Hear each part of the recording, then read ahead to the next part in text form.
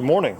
All right, we're starting phase 2 of the cabin expansion project. Phase 2, we'll be taking half of the front porch and making interior living space, pretty much from the post on the left there all the way to the post on the other side of the window. Just getting some before shots here. Swing around here and just take a look. And pretty much we'll just bring that window out here to the front. It's about 8 feet.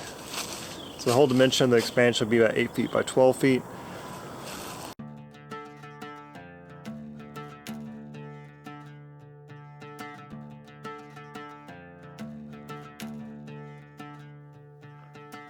Most of the screw heads were buried in the deck boards. My first approach was to try to clean out the dust and the grime in the screw holes with soapy water.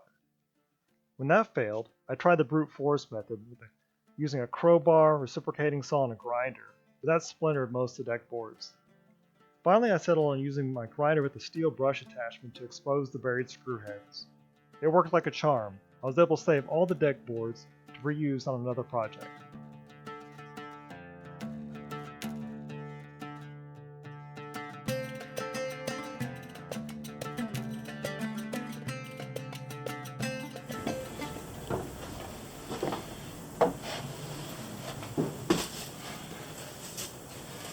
Alright, so I've got the deck boards off, as you can see, got the bare joists.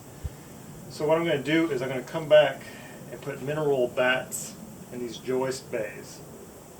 But what I really need to do right now is I need to attach continuous insulation, foam insulation at the bottom here, just to prevent thermal bridging through these joists.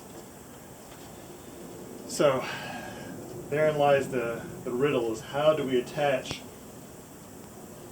continuous foam to the bottom side of this of the deck here, of the joist. Let's take a look. Here's my 1-inch foam. I've got it fastened to a 1/4-inch piece of plywood. So I'm going to try to slide this underneath there and use my collection of jack stands to pin it up against the bottom of the joist. We'll see how well that works. Alright, so first sheet's in, and yeah, it was kind of a pain, and it's going to be more difficult as we go that way because the ground slopes up, so I'll have less clearance underneath. So I'm going to change tacks.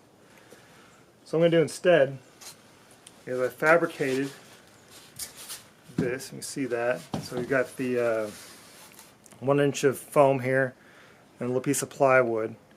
I'm going to attach that to the underside of the joist, and then come back later on and put down a 1/4-inch plywood on top of here. I'll just show you here in a second. So this goes underneath.